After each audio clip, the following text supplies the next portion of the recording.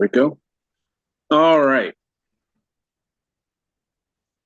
Today is February 10th, and today's call is going to cover a few different aspects.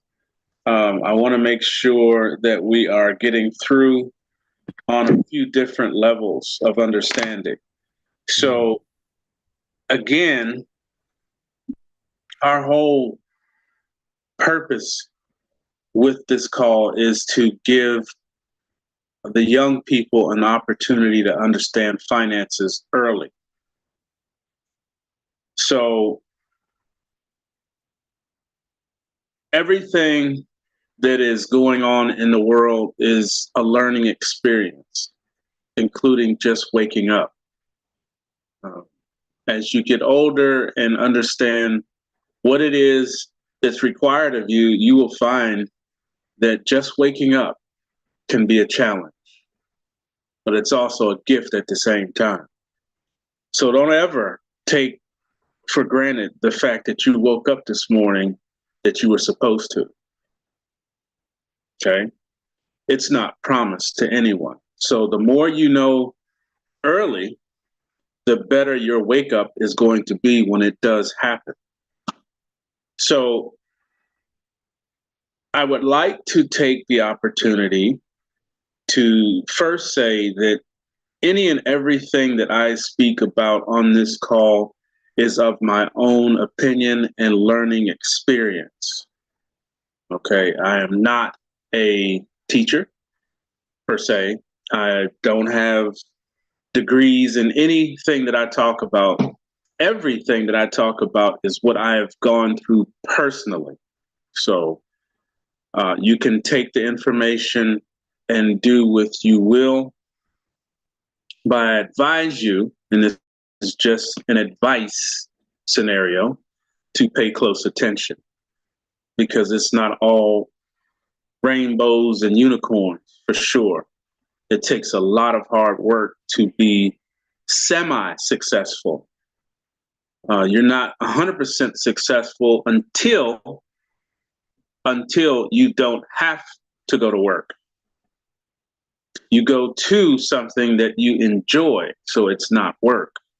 You still have to go out there and earn something. But when you do a thing that you are truly passionate about, then it's not work.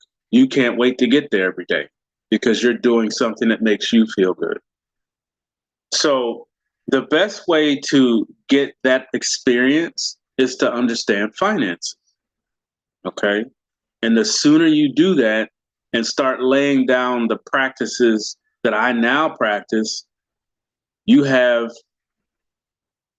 probably, if just to look at the youngest, it's a 40-year difference, a 40-year availability of information that you're receiving. So basically, this information is coming back 40 years to the youngest here. And there's plenty of witnesses on this call that would agree or disagree. And don't ever take everything I say as law just because we're doing this class. I'm doing this class because I love you and I want you to not struggle. Okay. It's okay to learn, but struggling is because of lack of knowledge. Okay. So if you don't want to struggle, I would advise that you pay attention and try to use what you learn now, not when you become an adult. You could do these things right now. This is what I didn't do. I wasn't able to do it because no one taught me. Okay. I'm not going to lean on that too hard, but truth is truth. You have to know both sides of a story. Just like if you pick up a coin, one side says one story, the other side says another. There's two sides to everything: truth, false, basic information, in-depth information. So finances is no different. As a matter of fact, it's really something that you're going to need. So let's look at the first step. The first step that you've learned so far is where money came from. Um, Understanding where something came from gives you a better grasp on how to understand it.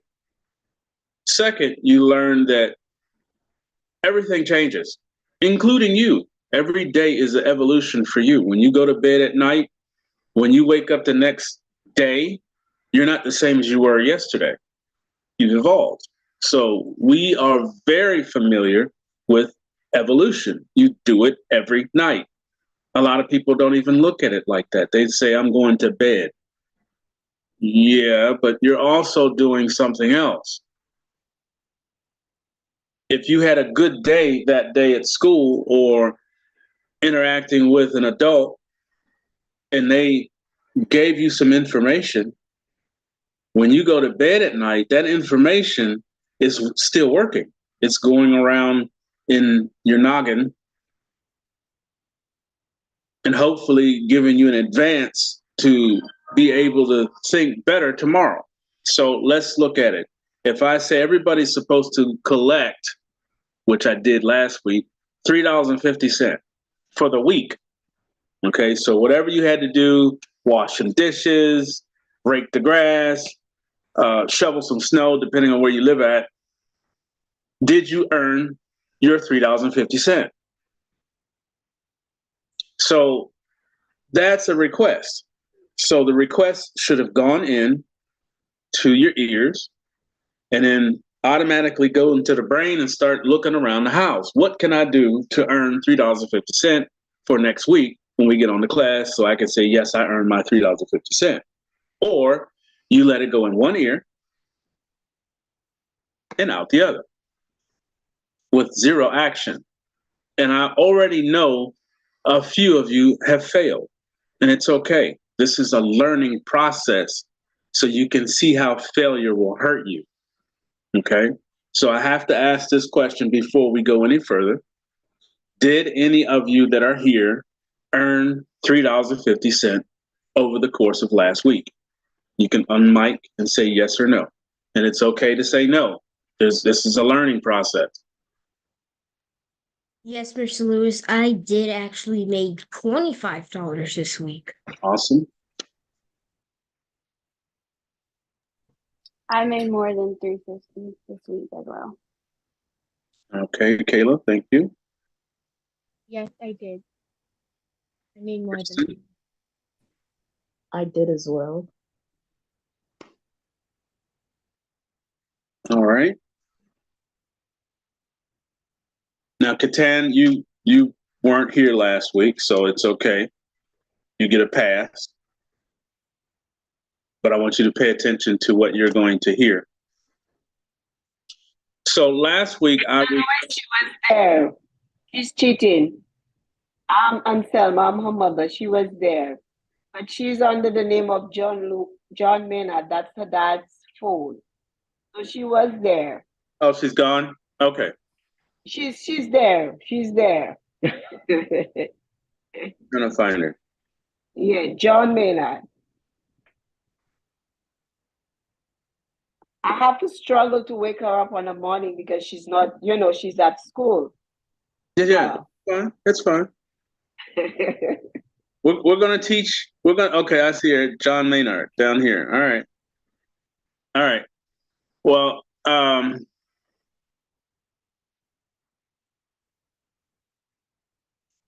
no, she's getting a pass on the request that the other ones did. Okay, she wasn't here. Was she here last week? Yes, she was. Oh, all right. So I need to know if that $3.50 was earned. I don't think she has a microphone. I don't see a microphone next to her name. Yes, I have been here. It's Okay. just right now my internet is very poor. That's why I keep dropping out of the call. All right. Good enough. Did you get your $3.50?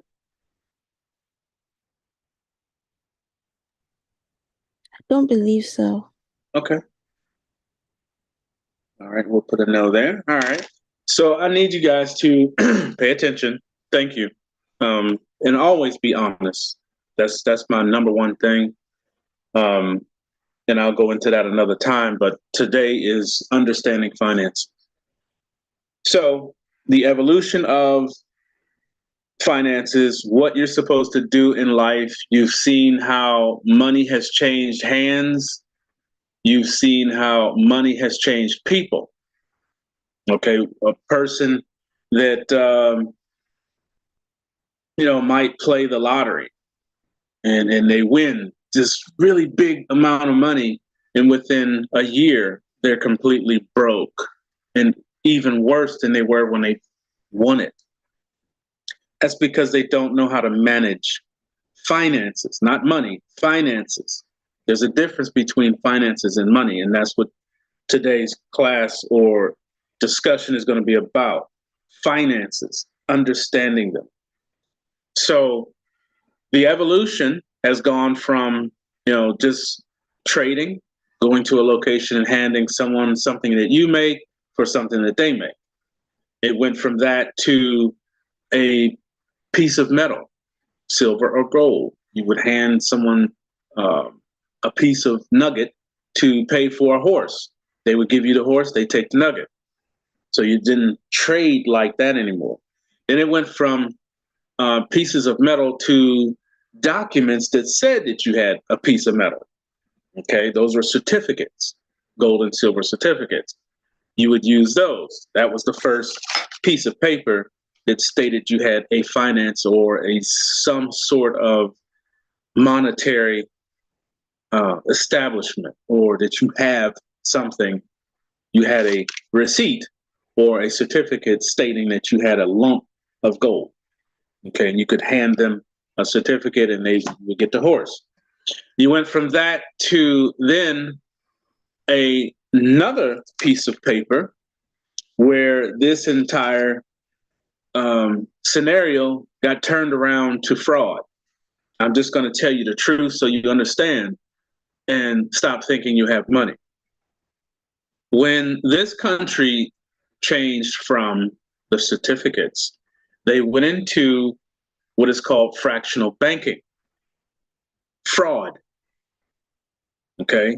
They took away the certificate because the actual lumps of gold and or precious metals that were backing these certificates were given to someone else. All of it. They just said, here, take all of our resources. It was a president. I'm not going to use names. I want you to go look them up. So next week, I need to know which president that was. Don't give it this week. I want you to look at it. Okay?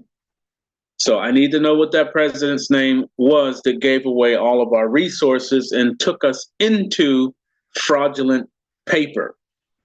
I'm going to call it what it is. People call it fiat. They call it the dollar. They call it greenbacks and all this. Let me see. Do I have one? Yes, I do. All right. So I'm going to get my little props together today. I didn't have them last week. So the dollar. Okay. This is actually not what it says it is. Why? Why would you say that? Well, simply because this has nothing backing it to say that it's a dollar. I would like to know what the resources are, if you would find out what's backing this. Okay, what is actually giving it the nominate number of $1? Tell me what's backing it. So we move on. We went from this to digital.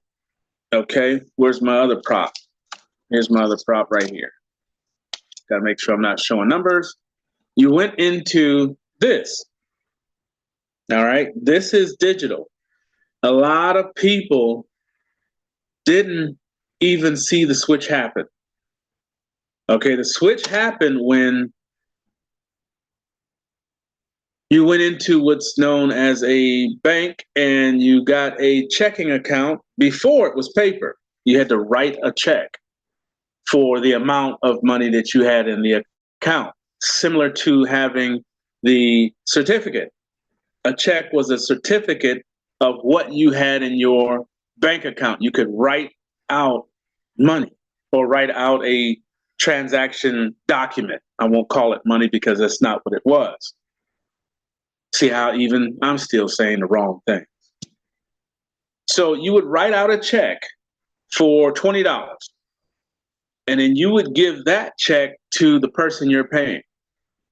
That person would then deposit that check, and then that bank would deduct $20 from your account.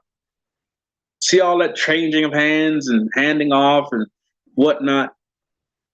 In between each one of those things, when you deposit the check, the bank says, okay, you gave us $20. We're going to put that $20 down here in the bottom. Remember bottom. Bottom. In the bank. Bottom. So we're going to put that in the bottom, and we're going to add it to our trading pot. They don't tell you that part, but that's what they do. That $20, anything that comes in the bank goes into the bottom account of the bank, bottom line. So your little $20 went down there. It didn't go to the person you're paying. It went down there.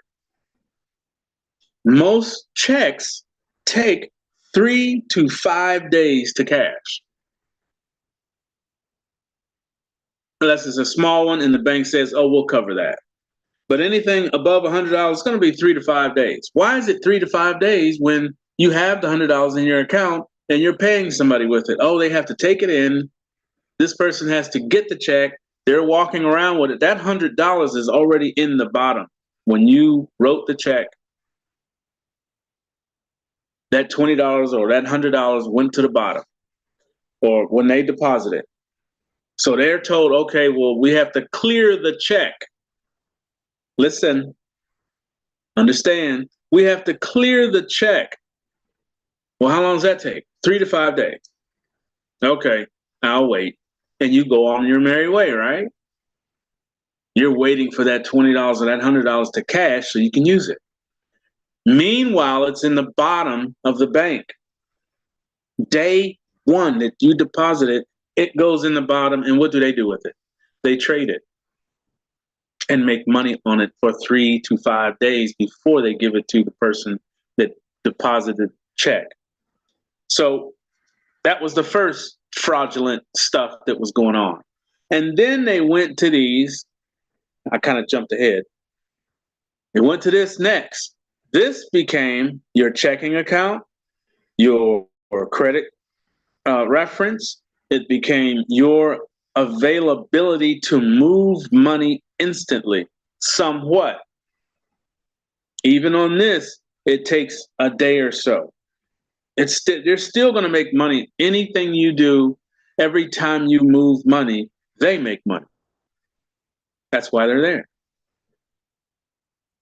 Of course, there's a few other things and reasons, but let's just look at it. So you got moved into a debit account or a debit card. That's when we went digital. Everybody missed it. They just thought, oh, now I don't have to write checks. I can just go, first it was the black strip, right? You see people sliding the card because it was reading the information in that black strip on the back. Your bank account information is in there, your name, your routing number, everything is in there. And the device would read it when you slide it through. Okay? That's why that strip is on the back of cards. So that it can read your information digitally.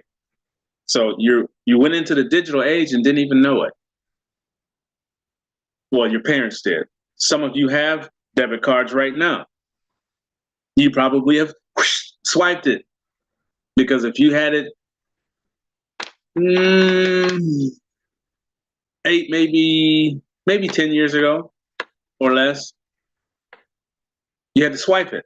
Maybe 5 years.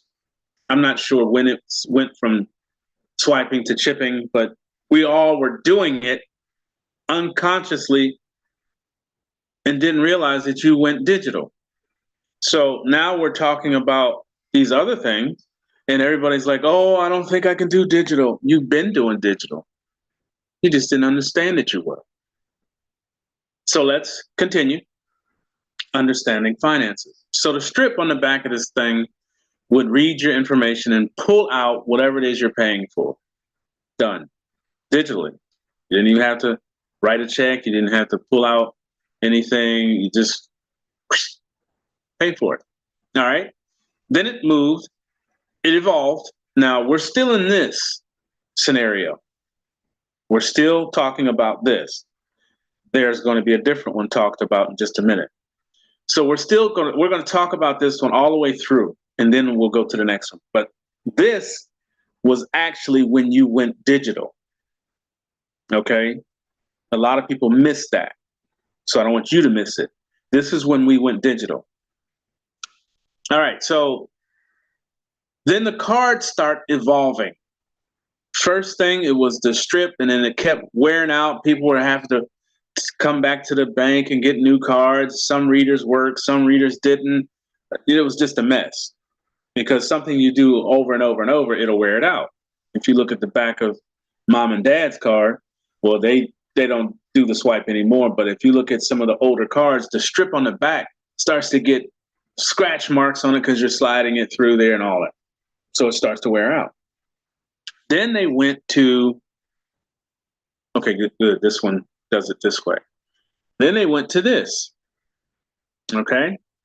This little guy here, that's a chip.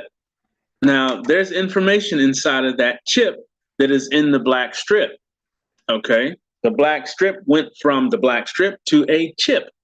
Technology inside of a piece of plastic that carried your routing number, your checking, how much money you have in that account, how to access it. You can move funds, take funds, send funds, all through that little chip.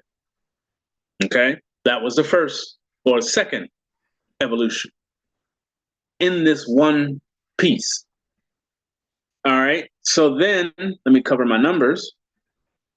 After a year or two, maybe 3 years, they went to this. See that in the corner? That little echo is called near field transmission. Near field transmission is technology in those little bars. Everybody thinks there's something behind the bars. It's the actual bars. It's a bar code with technology that has what? Your bank account, your routing number, your account balance, what you have, and you can pay with just that. You know it, or you maybe heard of it as called TAP. Just put it up there, beep, and it pays for the groceries. Okay? So nobody really looked at this. What is that? What is that really?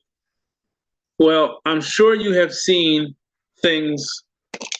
Hopefully there's one on one of these pieces of mail known as a barcode or a QR code. There's one right there. A QR code is that little guy. See that right there? That has information embedded in it, and certain readers can read the information in that squiggly line. That squiggly line is the exact same thing as this. Okay? That has your banking.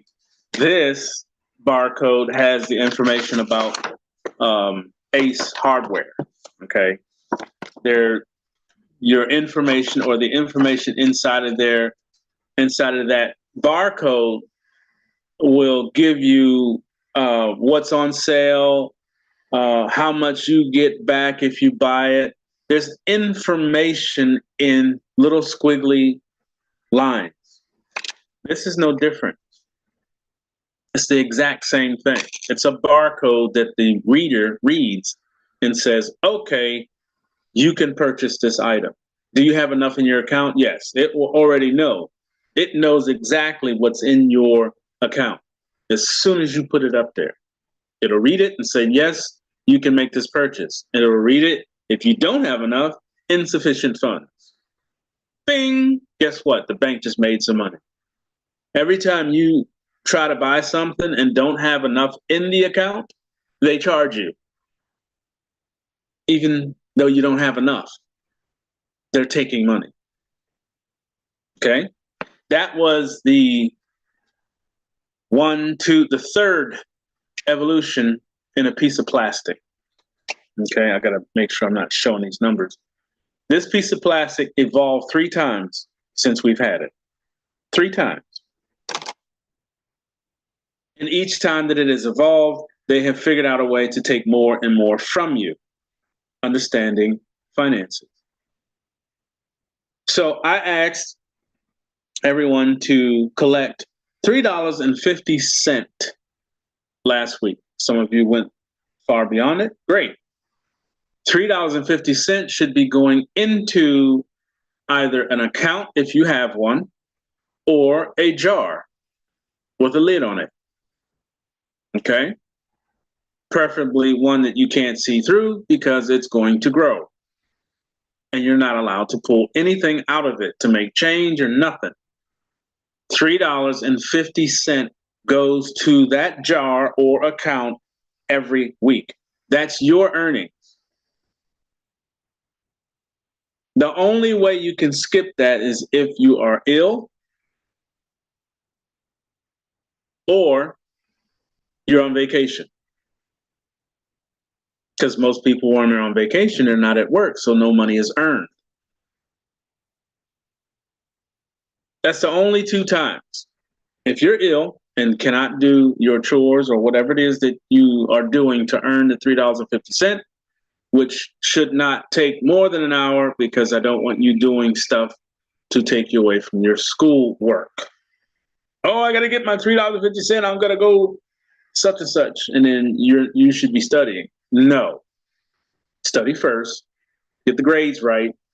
That's priority. Then go get the $3.50. You have all week to get it. Okay? But you must or should get it. All right, so it evolved 3 times while we had it in our hands. It changed. And each time it changed, they sent you a new card. All right? Now, let's look at the $3.50. If you are putting away $3.50 every week, those funds are now your resources. Your resources. Your savings resources. If you're putting them in the bank, it should be going to a savings account designated your name or whatever you want to call it. Puppy fund, lollipop, whatever. So the last request was for you guys to get sub accounts. I know some of you may or may not have the availability to do that, but that's where mom and dad comes in.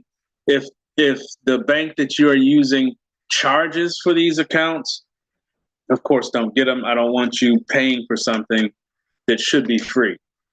If they don't charge, you may have to make an appointment to do that process. And I'm not pressing for that right now, but definitely before or during, I'd like to see it happen before summer break. Or if you need to do it during summer break, so you're not, doing your school stuff and whatnot, or the next break you have. I think spring break's coming. That's enough time to make an appointment at the bank and sit down with them and say, look, we need to open up some sub accounts. We're training financial literacy, and we want our child or our babies, some of you have more than one, to understand the format of using accounts. That's really all you have to do. If you go to them like that, then they will look at it and say, okay, well, all right, the bank says that you can have this many or whatever. Whatever they will allow you to create under the main account, because that's the one that you're paying for, okay? These sub accounts are off of that account. So it's not like it's a brand new account. If they say, well, that's a new account, they don't know their own system. Sub accounts are off of a main account, which you're paying for. They're sub accounts within one account. Trust me, some of them don't even know that information, and they work there. Now, if they try to get you to pay for all these sub accounts, well, don't get too many of them. If they say, well, you have to pay this much or this much, say, that's okay, thank you very much. We'll go somewhere else. I guarantee you they won't let you out of that bank, because every account that's open, they make money off of it anyway. So why would they charge you to open something that should be opened up for free? Now, don't go into the bank and say, I need to open up 6 new accounts. Then yes, that's when the paperwork comes out and you would have to pay for those accounts. There's a difference when you say open an account versus create sub accounts off of my main account. Okay, so they see that you understand that you have the availability to do such.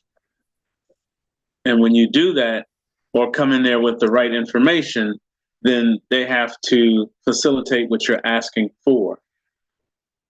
Now, if they persist in saying that you have to pay for each one of these accounts, just stop. Just say, okay, never mind. Get up and go to another bank. Okay? Oh, when you go in there, open it up and say, look, I'm going to open up 6 sub accounts off of this main account. I'm teaching my children how to use finances.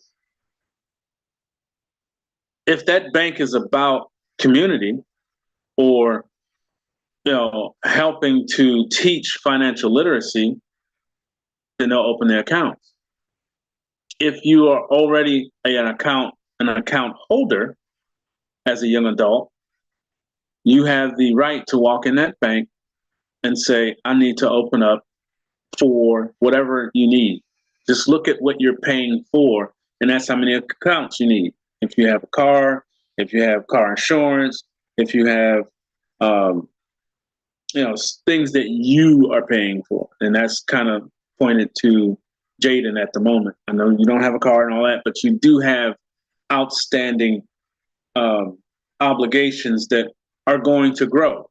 You may not have a bunch of them now, but I assure you, as you get into the rest of your semester and into school itself, you're going to see that you need this, you need that, you need this, and it's a regular payment that has to go every month. That should be a sub account. Okay. So we're still talking about these guys. Okay. So you should be able to open up sub accounts and use them accordingly. How do you use them accordingly? Each of those sub accounts is going to pay for something separate. This is where that $3.50 comes in. So if you're putting $3.50 into your account, savings account, nothing goes into a checking until you get ready to shop or pay for something. On most of the bank accounts or banking, they all have online banking, and online banking is done on this. So you should be able to log into your bank and say, I need to move $100 out of my savings account, and it'll show you which savings account you have to this account checking so I can pay for this book. But that $300 or $500 in that account should be always in savings. Each account that you open should have a checking with a debit card and a savings. Checking and savings, checking and savings, checking and savings. Whenever you're going to bring in the $3.50, it comes to the main account and then you can spread it through however many accounts you have. Now, of course, $3.50 is not going to go far, but it'll go $1 in each account. If you have 3 accounts, $3, $1 in each account. One of those accounts gets $25 this week, the next one gets it next week, and the next one gets it next week. So you're staying on top of what you're doing. This is called money management. You have to manage your finances. Don't hand it to someone else to say, just put it in the bank and then just start shopping or buying stuff and paying for things and not looking at what's in these accounts. That's called haphazard.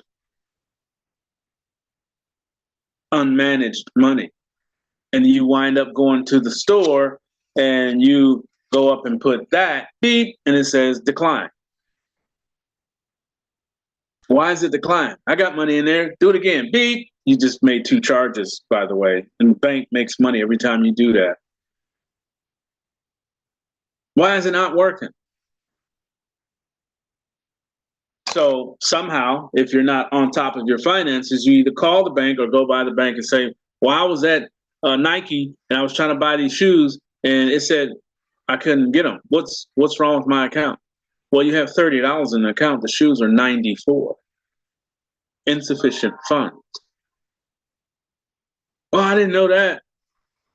That's no excuse. Even if it's $1 short, it will say no.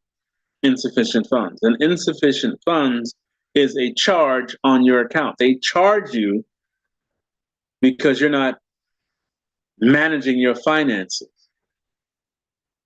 Okay? This is what this is all about. You need to know all about your finance. This is your money, your resource. I'll call it resource because real money has not shown itself yet outside of silver and gold. But anyway, let me move on. So we know that this is a bank and they tell you when, where, how much, and how much you can and can't use of your own money. When you sign a check on that line, the line that you sign is a statement stating that you are incapable of managing your finances.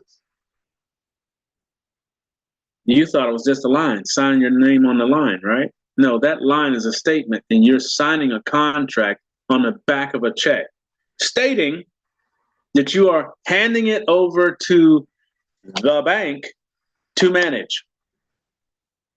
I bet you didn't know that. Not that you signed too many checks at your age. Some of you have. But any check that you sign the back of, you are signing over rights to wherever you're depositing it. So if you're depositing it here, you sign it over to them. That's why they can tell you, oh, Mr. Lewis, you can't buy those shoes.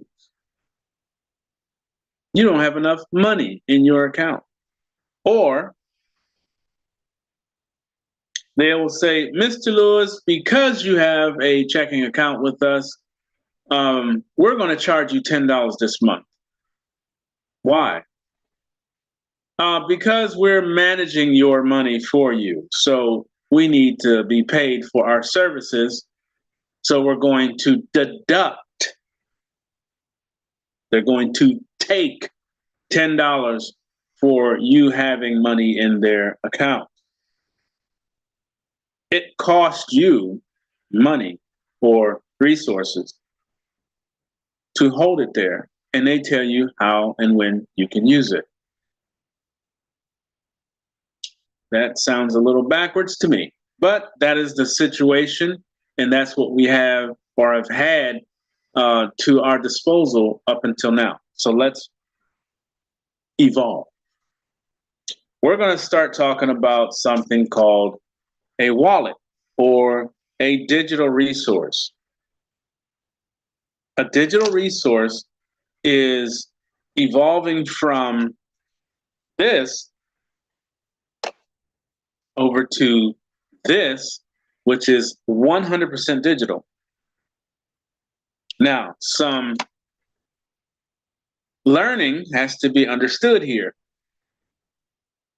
When you leave or come out of this scenario, you leave behind control. So when you go over here to digital resources, the digital resources have different names. Bitcoin, Ethereum, you get my point. Cryptocurrencies. Now, you've seen a lot of back and forth with cryptocurrencies over the past couple of years. Heavy. It's been going on for quite a while, but really heavy over the past couple of years. They had an individual that stole a lot of money off of everybody to make everyone afraid of digital currency. See, they're always working against you in your mind. They put things up so that you are afraid. Okay, this country works off of what is known as fear propaganda.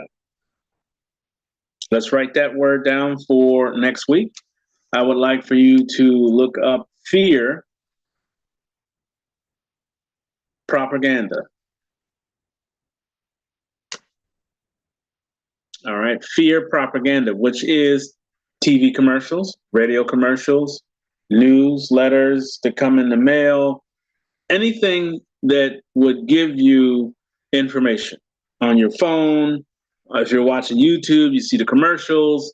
These commercials are saying, oh, Bitcoin is bad, crypto is bad, you're going to lose all your money, don't ever touch that stuff, stay away from it. Why do they say that? Because these guys, when you go over here and handle and manage your own finances, they don't get to charge. They don't get to say where you can use it, when you can use it. Okay? They're kind of left out of the play. So, yes, they're going to say, don't go to crypto, don't use cryptocurrency, make this guy steal everybody's money so everybody's afraid of it. Oh, I don't want to go over there. They'll steal it. So you don't go over there. You don't go here.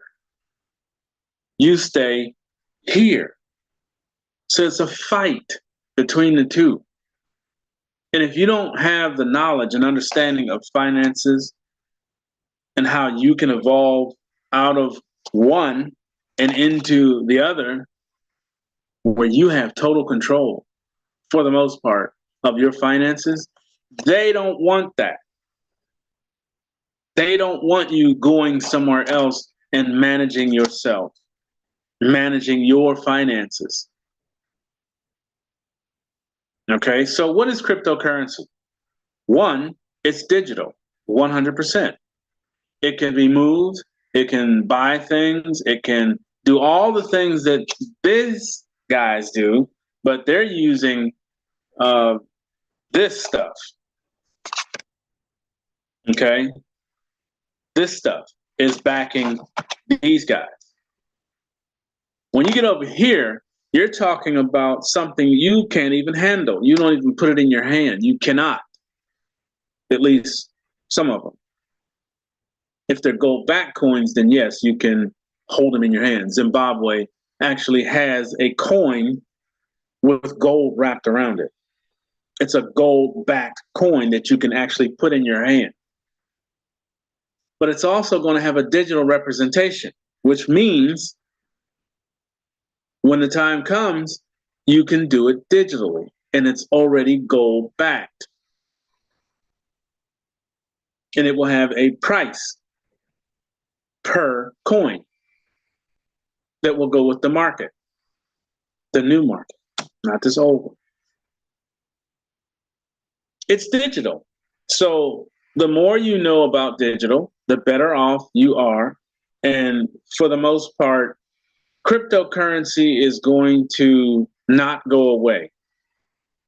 Even these guys have a digital representation that this uses. It's called USDT. USDT, it's a digital representation of this, which is worthless. This has no worth. Zero. It's actually fraudulent. So over here, let's start talking about this one. I'm not going to pull this card up anymore because I'm away from that. I want to be here. And I want you to understand what this is. This is the future or present future that we are currently in. And like I said, they have already gone up and tried to make everyone afraid of this. And I'm going to show you why they don't want you to go here. And I'm going to hold up something and I'm going to explain what it is. This is a bank. Okay. That's the name of it. There's many others, and it's digital. So if you have this and one of these two work together. All you need is a resource coming in as a digital format. Now, what can you do with this? What is it? Well, let's open it up here. I want to show you what it is. This is a bank. Notice it's very small. It can go with you. You own it. You do what you need to do with it. And there's no going into the bank and calling someone or asking. You know, it has its drawbacks, and I'm going to go over that in just a minute. But for the most part, this is a bank. You will be able to hold on your bank digital resources. Digital bank. If you notice at the very bottom, let me make sure I'm not showing any numbers. At the very bottom, you see Visa. Okay. This one has MasterCard. Okay. Yes, those are institutions that are connected to banks, but they also are a clearinghouse. So what's a clearinghouse? I thought we were talking about digital.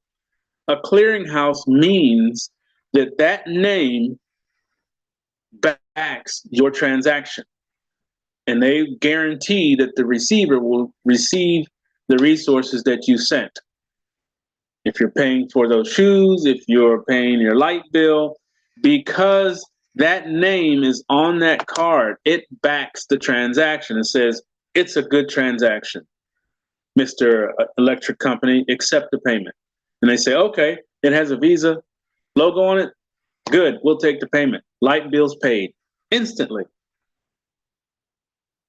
Instantly. Now, out of that scenario that I just said, did you hear me say anything about going to the bank or using a debit card? I said I wasn't going to hold it up, but I have to. Just bear with me. No, you saw me say that because this insignia or name is on the card and you have this set up to pull from here, you just go ahead and make your transaction. You purchase whatever it is because you put the resources over here in your bank. When you get one of these, you can call yourself a bank owner. Say that to yourself quietly. Don't unmute. Just say, I am a bank owner and I handle my own finances. You have to say these things. The vibration of your voice, when you say things that you mean, your subconscious listens to you and it goes into the universe and it will produce it. And when you learn how to use it, then you no longer need these guys. That's what they're afraid of. That's why they're saying, oh, no. Don't let them go over here because they will no longer need us. Over here, you can make all the transactions you need to as long as you have the resources. You don't have to ask anyone. You can make a charge in the middle of the night if you want to. Some Of these guys, at a certain time of night, they won't allow you to purchase anything. They'll say, "Oh, somebody has your card. You can't make that purchase." What if it's a time-sensitive purchase that you need to purchase it right then? Because it happened to me. I needed to buy something to catch the price that it was at. When I went to put my card through, it said, "No, someone has your account," and they shut it down. I had to wait till tomorrow to call someone, or they usually call you within an hour or so. It was too late then. They called and said, "Fraud protection, loss and fraud protection." They call you. These guys do. But an hour later, see what I'm saying? That's control. They control when you move your money, how you move your money, and who you move it to. They control all of that. If they don't like what you're doing, they shut it off. And you're done. There's nothing you can say or do about it. Over here, on the other hand, if I have, let's say, certain cards, and we're going to go over those cards next week, because I don't have enough time this week. Depending on the card that you have, these cards can hold up to $10,000 on it. Now, would you keep $10,000 in your wallet? Like if you wear a wallet or carry a wallet or a purse, you wouldn't keep $10,000 in there. But I'm just saying some of these cards will hold that much on it.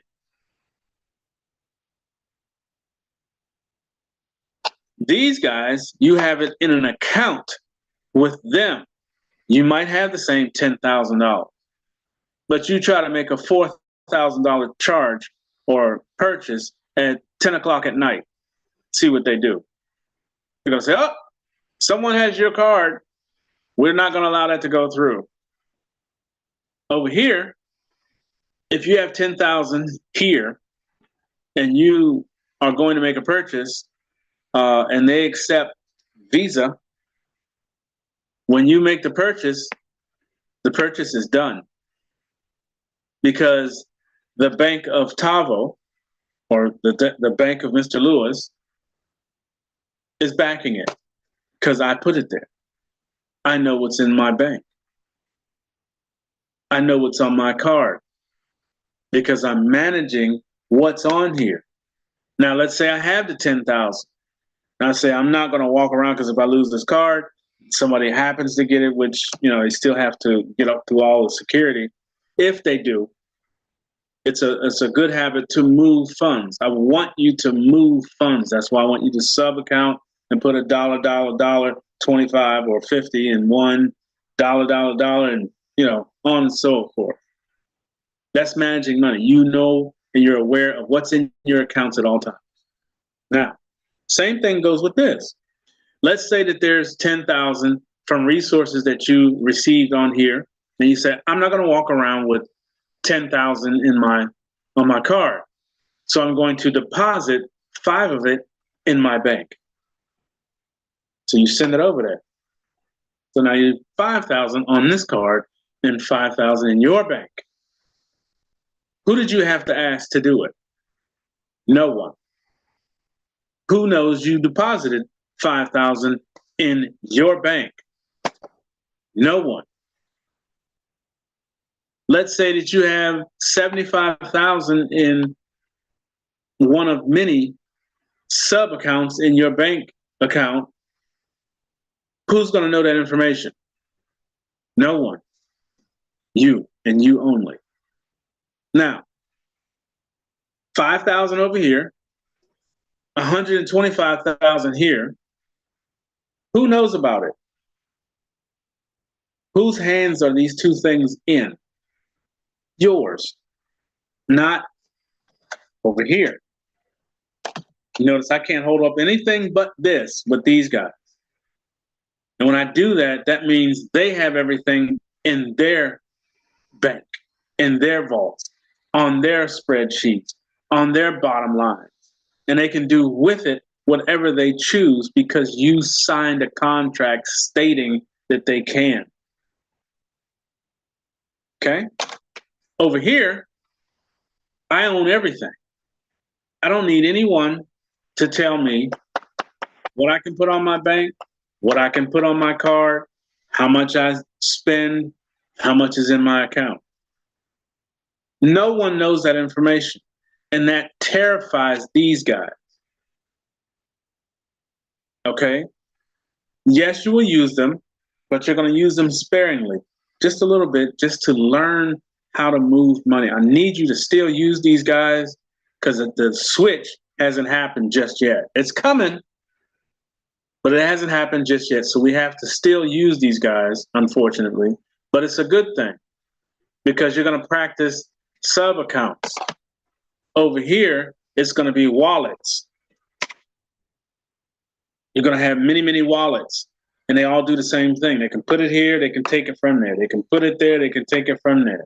They can hold it on their own, make all the purchases they want, but you'll have many of them.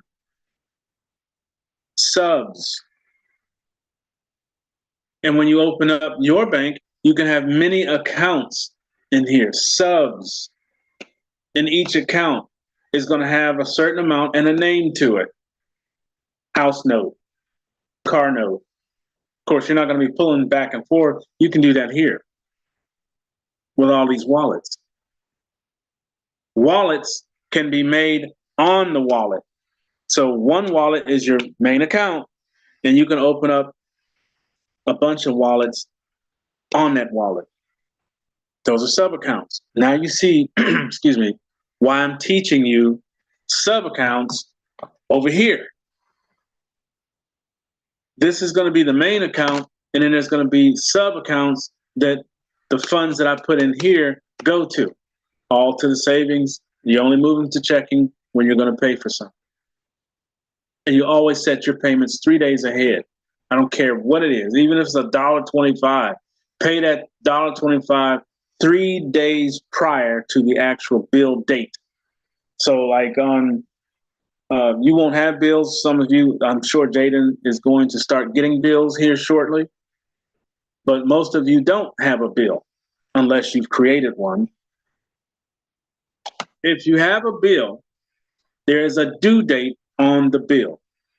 Let's say March 1st. So you're going to go 3 days before March 1st and pay the bill on every bill you have. 3 days before it's actually due. Why am I doing that, Mr. Lewis? There's a thing called credit that this will not build. Okay? So there's some good and bad with this. As long as this system's around, you're going to have what's known as a credit score. So you want to use this one and understand how to manage your finances. And you also want to use this one. You notice I have both of them. I have my digital wallet and I have my digital bank that I own. And there's funds on both. And I'm managing both. I also have 9 banks. This is just one of them.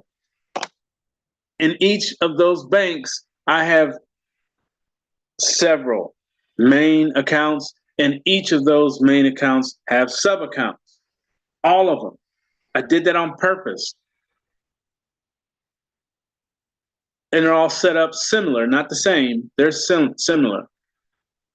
Each bank that I have has a specific purpose. I use their banks, not they use me.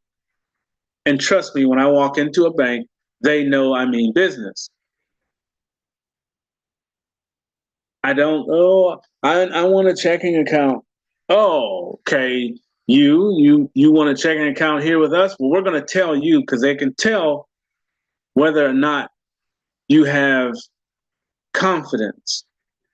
If you sit in a chair, cover your mouth, or, timid, afraid. If you are afraid, don't go in the bank. Get yourself together first. Be proud that you have the ability to open an account. Speak well. Sit up straight. Dress. Don't go in there like, Huckleberry. dress, business, casual. Handle yourself. Let them see that you're not just some kid opening an account. You're coming in here to do business. Look them dead in the eye and speak clearly.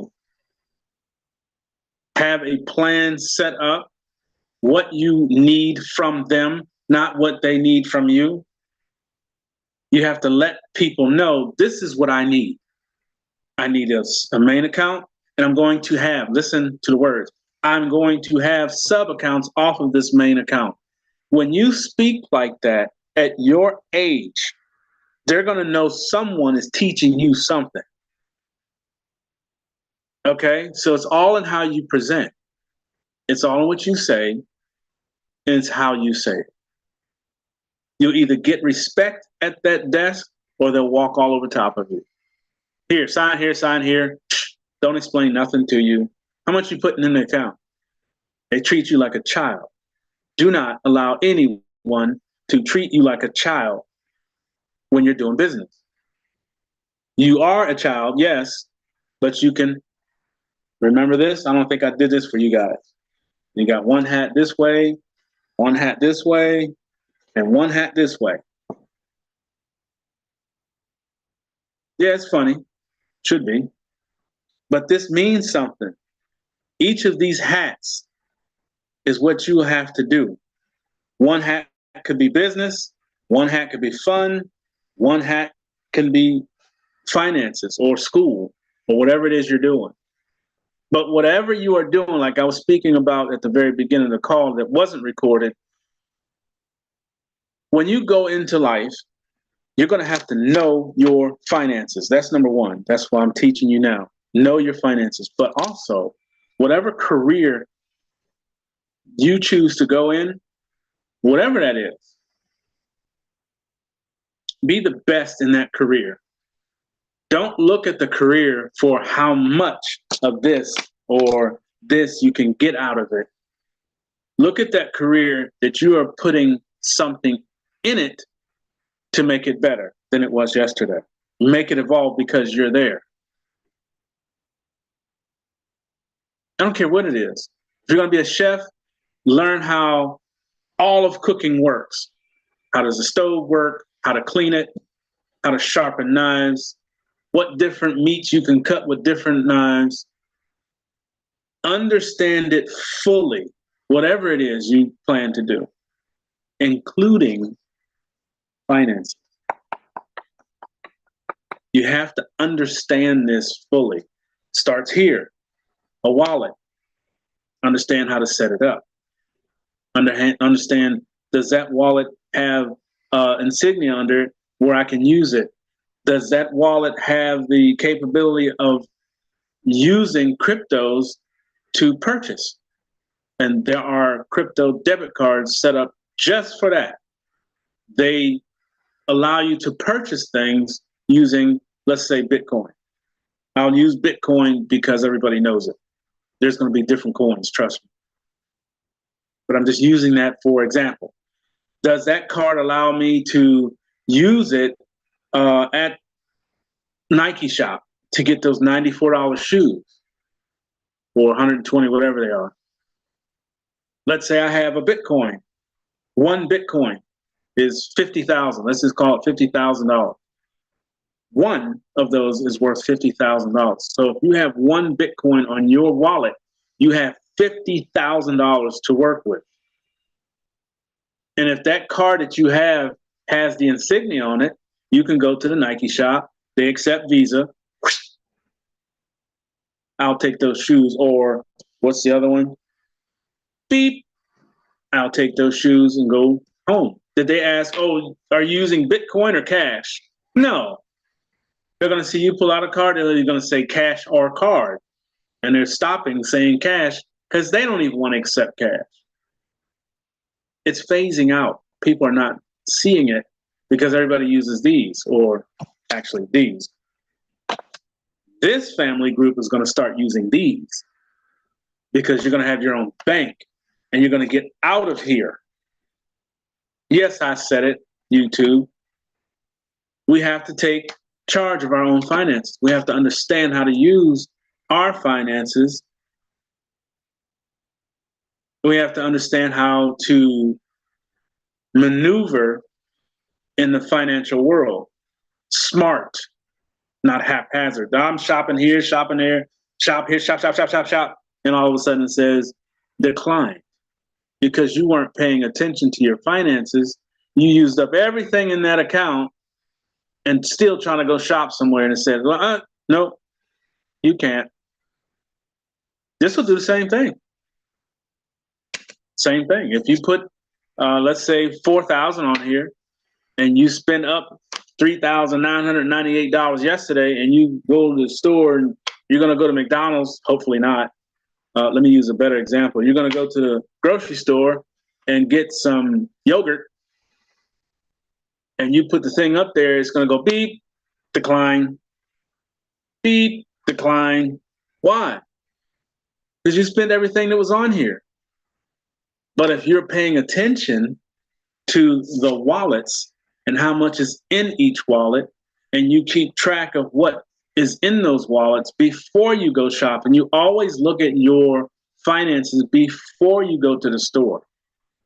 You can do that right here. All these wallets are digital. Every one of them. Any one that I'm going to talk about or present to all of you, you will be able to look at it right here. So you go before you even get in the car, you pull up your wallet, you put in your information, and you look at what's there. Oh, I have $600 in this account or on this wallet, because they're all going to be different. This wallet has 600. This wallet has 2,000. So I'll use this wallet. So I'll log into this wallet on here. It's all digital. Digital.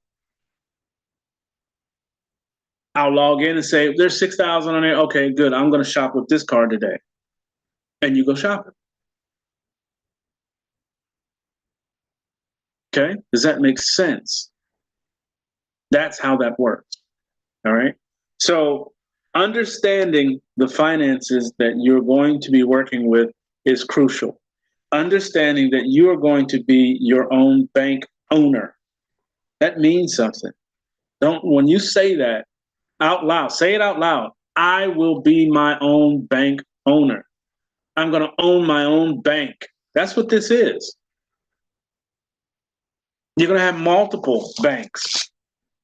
That's not the only one you're going to have. You're going to have that one. You're going to have the other one, Tangem. You're going to have all the other ones that I'm going to be discussing. You should have one of those wallets. So you have options. That's not a wallet. I'm at bank. You're going to have multiple banks. So you'll be a multiple bank owner. You'll have many of these. Okay? So it's important that you understand the words that you speak, because those words mean things if you pay attention. All right. So again, like I said, I'm going to keep the call short because this is Saturday. I don't want to burn you guys Saturday up being on here. I think the call was too long last week. So I'm going to give you a break. I need questions, Q&A. So out of the 6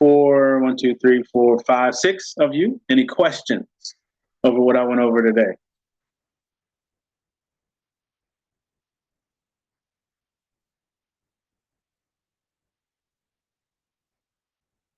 All right, so let me hit this before you go into questions.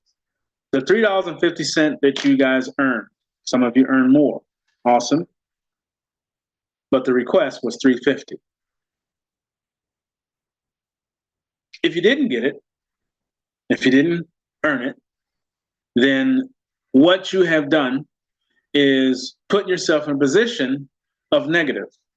And I want to just touch on these two things. You have a positive if you did get it, you have a negative if you didn't.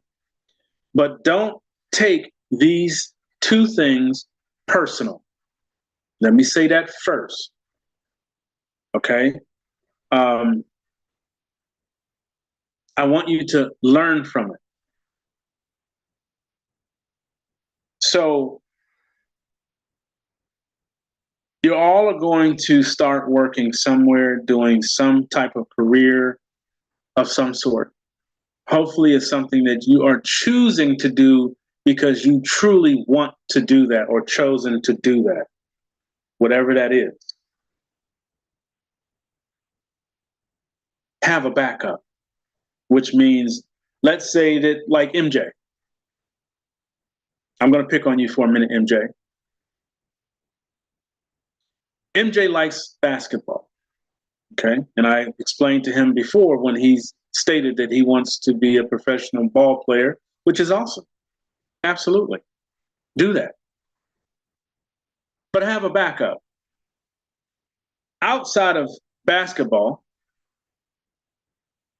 since you like basketball, there's a bunch of different opportunities underneath basketball.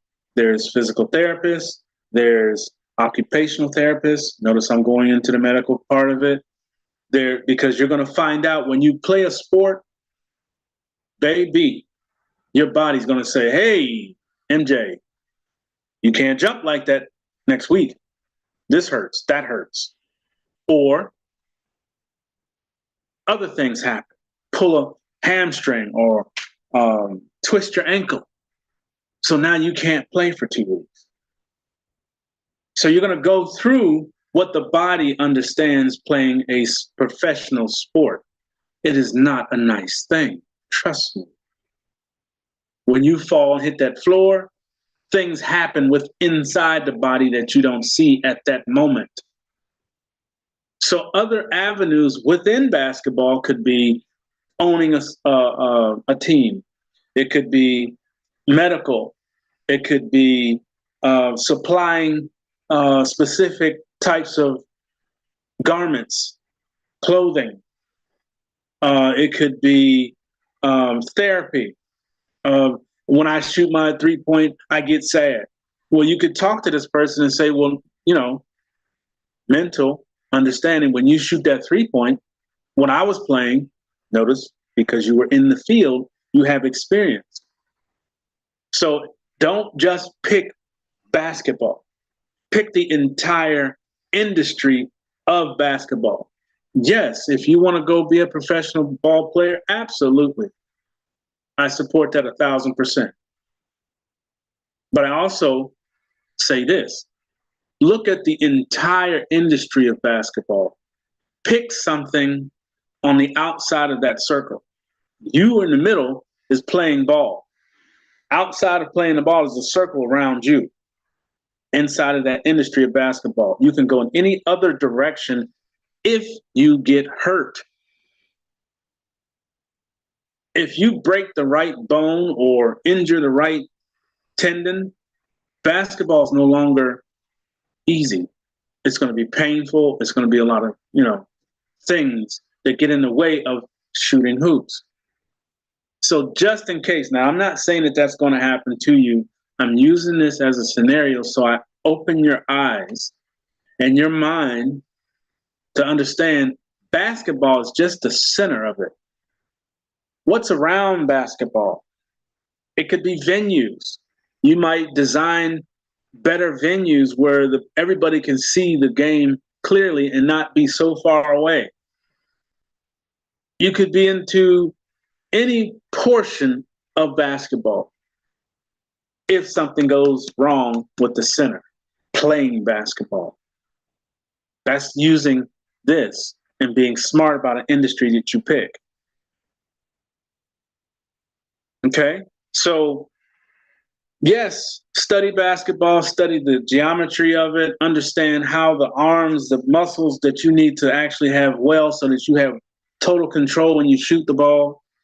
You see what I'm saying? It's not just shooting ball. What do you need to do to become the absolute best at it? But you also need to pick something on the outside of basketball and be the best at that also. So you can say, I played basketball for 9 years. It's time for me to retire.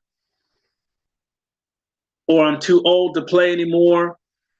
What do I do? Commercials like these other guys are doing because they did not study other things. So they have to go with what's given to them. Here, do a commercial on your shoes. Yeah, it worked. Made him a triple billionaire. But at what expense? Yours. Mine. Little kids over in another country. It exploited people for him to get paid. So you have to look at the industry fully, whatever it is. I just picked on MJ for a minute just to show all of you, whatever it is you pick, trust me when I tell you there's an outside circle to whatever it is you're choosing. There's an outside circle around whatever, like Jaden is in school right now. She has her mind set on a specific industry. When she graduates and gets her certificate of completion and honors and all that, she's going to go to work in that field. Anything could happen. Prepare for everything. What's around that field that she's in that works with it, that she can do on her own time? Maybe the field that she picked was not all that great or phased out because of AI. Have a backup. Look at whatever industry you're in, put it as like a bullseye, throwing darts. Get a dartboard or draw one. It's best to draw one in your notebook.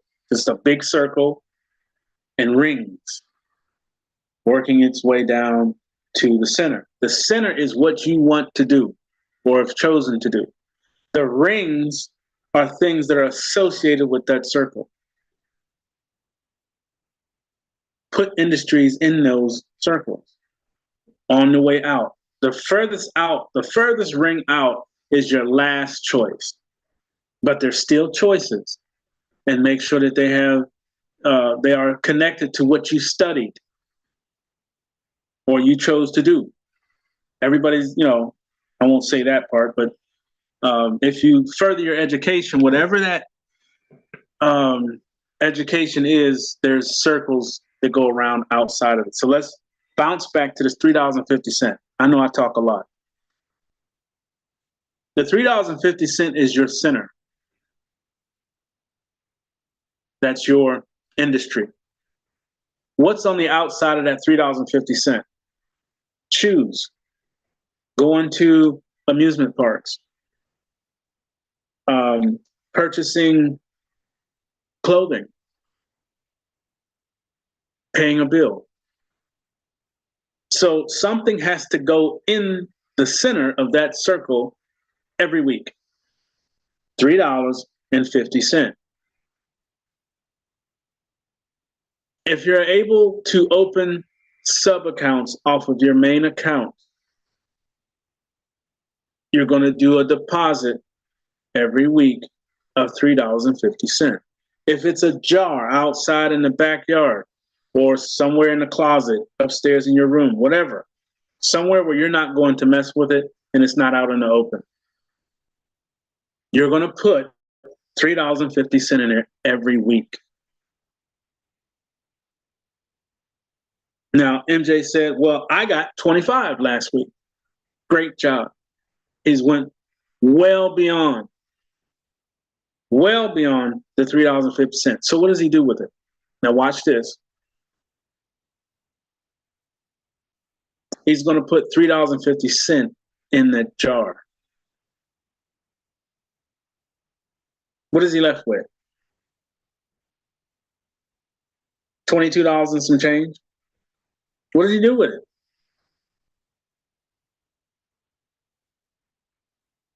Put it in the jar. Now, because he put everything in there, which is great if he does, it's his choice, but the request is $3.50. So you stay on track. Start habits that continue to happen. If he puts the whole 25 in there, he's done what? Satisfied at $3.50 and saved $22 and some change. All right? Now, does he have to skip next week because he put $25 in there? Nope. the same $3.25 or $3.50 has to go in the jar. It has to be earned. So if you put the 25 in there, you just put 25. But you satisfied the 350. Next week, you have to satisfy the 350. What this is doing is showing you repetition. Because when you start doing it over here, some of it you have to keep up here. Or am I putting, 3,500, 1,000, 500?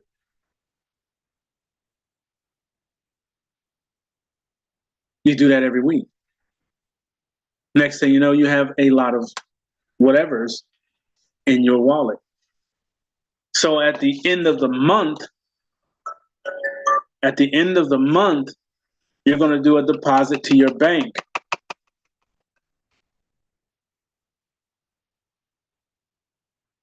That deposit is going to be 10% of what you have in your sub accounts. So if each sub account has 35,000 in it, 10% of that goes to your bank. Of course, you're not going to keep that kind of money on a wallet because anything could happen to this and you lose it. But I want you to just think about it in that respect. If you are collecting every week, at the end of the month, you're going to deposit into your bank account, whatever that is, if it's a bank account or if it's the jar in your closet. Now, here's the last point I'm going to make on this $3.50. You are not allowed to touch it for any reason.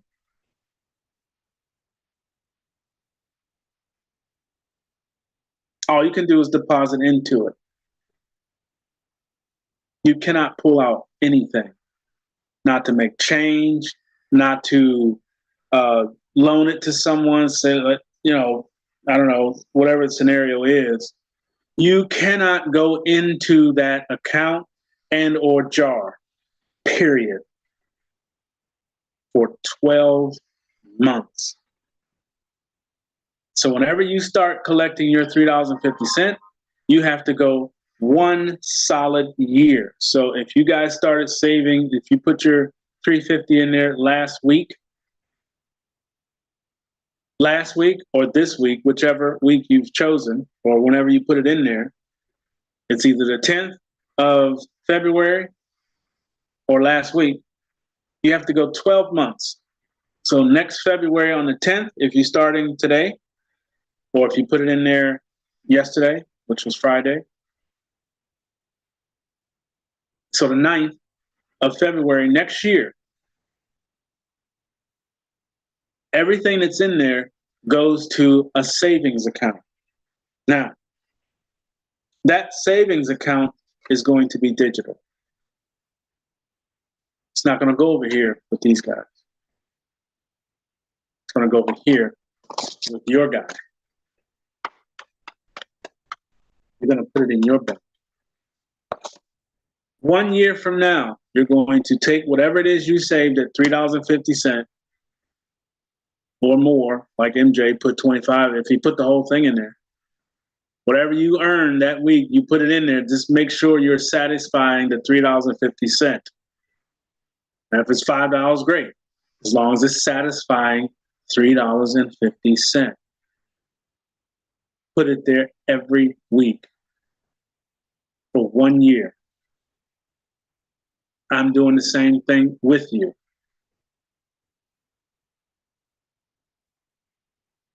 All right? So, I think I have bored you long enough. Any questions? Go ahead and unmute yourself and ask your question. Hey, Mr. Lewis, I have a question. Yes, ma'am. Is it okay with $3.50 in our savings account, or is it only in a jar? If you have the bank account, no, I would actually prefer you keep it in a jar. Because there's a reason why I want that done. I don't want anyone else to have access to it while you're saving it. And when you put it over here with these guys, they have access to it. Okay? So everybody just get a jar. Just get a jar and put it in there.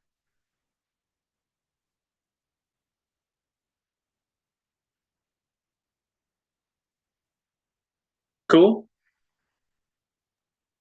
Okay, thank you, Mr. You're welcome. Anybody else? Yes, Mr. Lewis, I have a question. Yes, sir. So, what about the cryptocurrency that I see on TV commercials like crypto.com? Do you think they are trying to trick us by pretending they are for cryptocurrency? No, what is happening? Good question, by the way. Both of you. What is happening right now is the fight over these two guys. I got to make sure I'm not showing. The fight is between these guys and these guys. So these guys have realized that people are moving here so they can do this. Okay? They have lost the fight. Now, the next fight is when they're actually going to flip the switch. And these guys go fully this, and they accept this. Okay, so they want you to open up these accounts because they know everybody's doing it anyway. You can't stop people. See, they have treated us extremely bad. Extremely bad. They have used us. They have taken advantage of us. They have used our money, made billions of dollars, and did not share a dime with you. And that information is common knowledge. So everybody knows that now. So these guys, or this process, gives you the ability to open your own bank. So what's going on right now, like I said, it's a very good question. What's going on is people are going to be given the opportunity to pick. Do you want to stay over here and be taken advantage of? Or you want to go over here and open your own bank and take care of your own finances and buy the things you want to buy on your terms. So now what's going on is because this is a known fact, the cryptocurrency companies, crypto.com, Coinbase, all these guys are like, hey, get our card. We have a card. Since everybody's going over there, here, we have a card. That's what that commercial's about. So yes, it is being accepted and everybody is trying to win your business. They want you to get their card because every time you do your transactions with your bank, when you send it, you have to pay fees. There's no way around the fees. So you pay fees to send it, you pay fees to send it back. So they want to be in on you using this process and get these fees because that's where their money's going to come from. We're no longer putting it in here. We're putting it over here so we have our own use of it and no one else trading it in the middle of the night or charging you these exorbitant prices to have an account, telling you when you can and can't use your account. People are tired of that. So all these crypto card people, that's why you're seeing the commercials. They want to get your business because they know you're going there, especially like calls like this when I explain the difference between them and yours. I hope I wasn't too long on that answer. Any other question?